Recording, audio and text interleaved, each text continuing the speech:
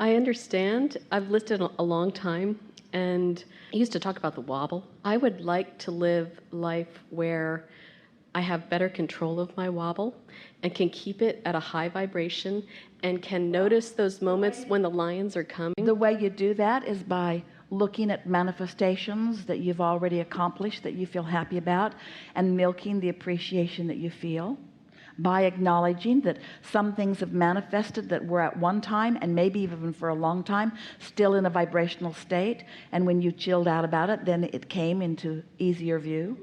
You just have to massage your thoughts into those better feeling places. That really is the work. And we know, friends, it feels counterintuitive to humans who have been counting on your action to make things happen. But it is our promise to you, your action is minuscule in comparison with the power and the leverage of alignment with this vortex. Most people are offering most of their action or behavior to compensate for not flowing their energy in a productive way. You worry about stuff and you don't line up with well-being, and you beat the drum of things not going well for you, and then when things don't go well for you, then you dig in with action and hard work, and then you get exhausted, because this receiving mode is not just the vibrational place. Just like you have to set your radio dial on 98.7 FM if you want to hear what's broadcasted from that tower. You can't set it on some other frequency. You have to tune your tuner to that broadcasting tower. And so we want to convince you that this vibrational reality, that this vortex is a broadcasting tower that includes everything that you want and all that you are and the path to full manifestation of every bit of it. And if you can accept that that is so, and then you can just care about tuning yourself to it, which just means think thoughts that feel good, then everything will turn out the way you're wanting it to. Such a nice thing. You could have 5 things, we know you've heard this, that are important to you. There are always more than that, but let's say 5 major things. And 4 of them could be going extremely well and 1 of them not well. And you as humans mostly think that you better dig into that one that's not going well. And as you do, you tune to what's not going well, and you actually pinch off the well-being on the other 5 that were going well. Conversely, you could have only 1 thing that's going well and 5 things that are going awful. And you could focus upon the 1 thing that is going well, set your tone by your attention to that, and the other 5 would fall into alignment, because the receiving mode is the receiving mode. But when you believe that you have to work hard to compensate for inferiority or for past wrong deeds, or when you feel that you have to work hard in order to justify your existence, all of those things are so contrary to what your inner being knows about your readiness and your worthiness, that you get crosswise of the energy, and then you do offer more effort, and then you get tired. Where if you're feeling good about yourself and others, if you're looking for positive aspects, if you're counting your blessings, so to speak, looking for reasons to feel good, not having knee-jerk reactions to so many things, then you're in the receiving mode. But the receiving mode is also the replenishing mode. That's where your stamina comes from. That's where your clarity comes from. That's where your vitality comes from. That's where the good ideas come from. But most humans, we love you so much, you know what's coming next. You are reacting to things. So you're looking around wanting to be objective, and that's a good thing, because you got to sift in order to launch those rockets. But as you're looking around, so often, instead of identifying what you want and running with it, you are having a reaction to what you don't want. And when you are reacting to what you don't want, then you're putting more emphasis on that. So you're actually often vibrating more in contrast to what you want than you are in harmony with what you want. Every subject's 2 subjects. What is wanted and the absence of it. So sometimes you're thinking that you're thinking about money when you're really thinking about not having enough of it. Sometimes you're thinking about having or getting or improving a relationship when often you're thinking about the absence of a relationship, or something about the relationship that you've got that you don't want. And so if you don't introduce an understanding into this equation of what your emotions are telling you, then you can't guide your thoughts at those early subtle stages. And if you don't guide them at early subtle stages, then law of attraction is going to carry them into greater and greater momentum, where you believe then that you have to take action, but there's not enough action to compensate for that momentum that's going in opposition to what you want. So what's the answer? Chill out. The answer is be nicer to yourself. The answer is think more thoughts about yourself that feel good and about others too? The answer is, don't work so hard. Give yourself a break. Get more rest. Be nicer to yourself. Do more of the things that feel good to you. That's the way you turn this around. You got to give yourself a break. You cannot demand yourself into alignment. You can't effort yourself into alignment. You've got to release. You've got to let go. You've got to let go of resistance. When you let go of that cork, we promise you it will float, you see. So we've written a few books. And they are significant because they are the pieces that you are looking for. The first book of significance, Ask and It Is Given, in the back of it has 22 processes, each one offered to you to help you to release resistance. Each one offered to just help you release resistance. We don't need to teach you how to goose up your desire. You can't help that. But when you release resistance, then your desires become more dominant, more predominant. You see more evidence of them coming about. We would read the 22 processes in the back of that book if we were standing in your physical shoes. The next book of significance that we wrote for you, it's talking about deliberate creation. It's about focusing, and it's about taking the way you feel and using it as the reason that you think the thoughts you think. It's about taking a thought that doesn't feel very good and either choosing another thought altogether or massaging that thought until it feels better. Then another book that came right on the heels of that is The Astonishing Power of Emotions. And that book teaches you about the emotions that you feel and the value of them. That may be the most significant book that you will ever read. That may be the only book that if we were standing in your physical shoes and went out there and there's a big pile of books that we would want. We would want to understand the emotions that we are feeling. And then we wrote a book called The Vortex. The Vortex that explains to you that everything you want already is. And if you're paying attention to how you feel and maybe using some of the processes that help you to release resistance and focusing deliberately, that you can get into the receptive mode and let everything in that you want. We haven't been offering these words to you just because we think you want to hear some words. We're answering the questions of how do you create your own reality? How do you create your own reality? By having thoughts that you think. The question is, and this is the question that we're really wanting to put to you, to all of you, are the thoughts you think thoughts that you're thinking because you're the creator of your own experience, or the thoughts that you think reactionary thoughts because somebody else is having an experience that you're observing and you're having a knee-jerk reaction to what's going on? Because that's a big question. If you are reacting, then you have no control. You're like a cork bobbing on a raging sea. You have no control at all. So what would we do?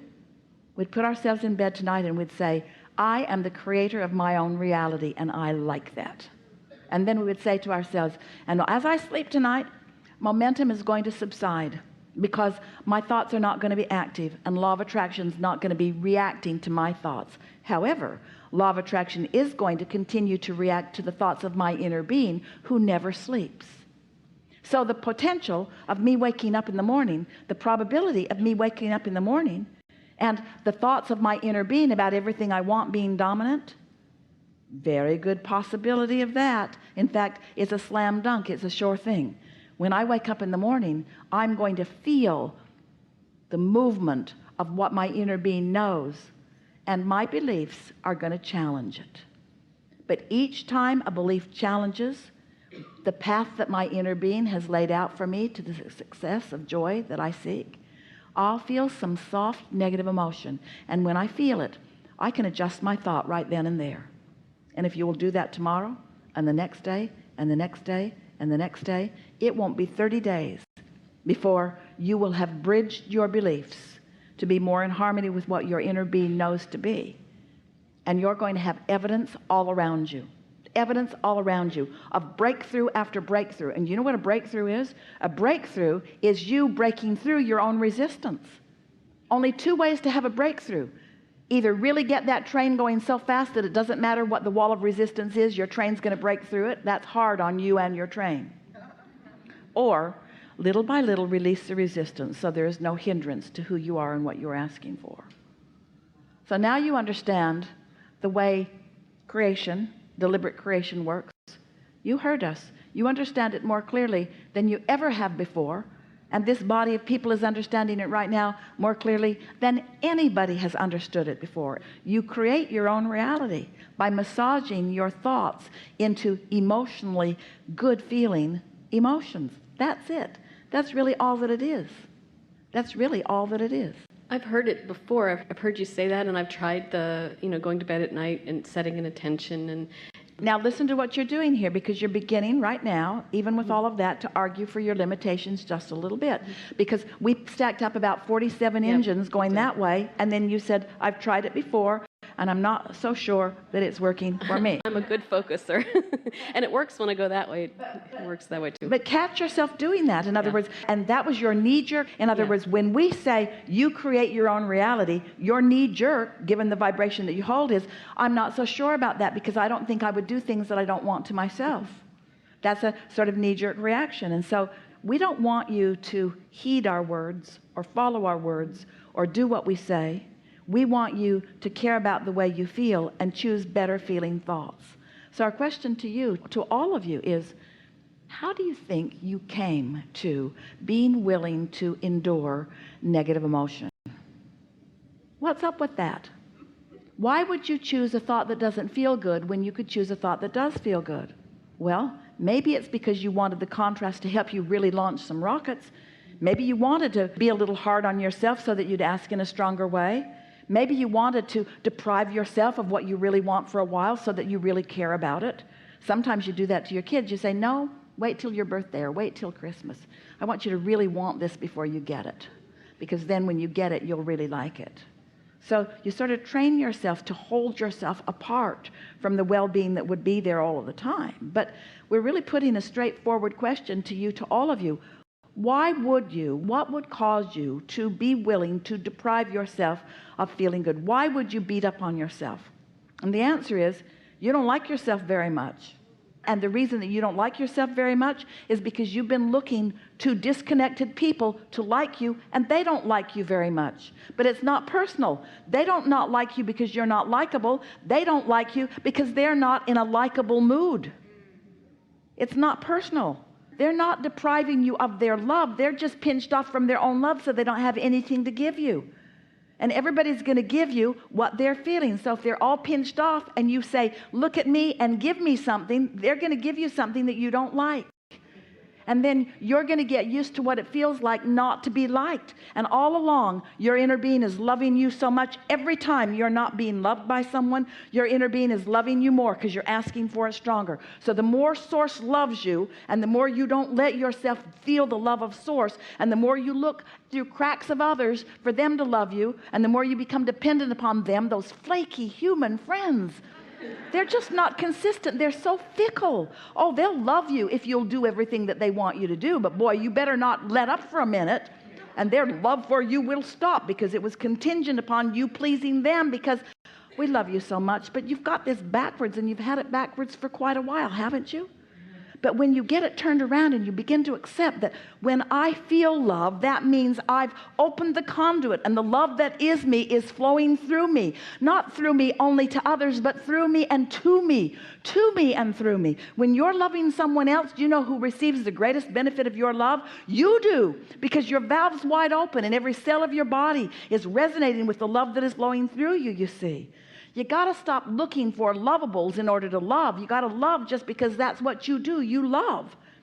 And then when you get in that vibration of love, oh, lovables just show themselves to you all over the place.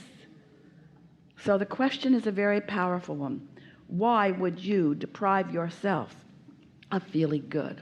And the answer is habit. It's just a sloppy, lazy habit. It's just letting somebody else who's not connected look at you and believe what they've got going on in their mind, when usually it doesn't have anything to do with you. So whether you're interacting with another person or whether you are grappling with your own beliefs, you got to work it out so that you feel better. You got to talk yourself into feeling good about you. You got to talk yourself into feeling good about the situation.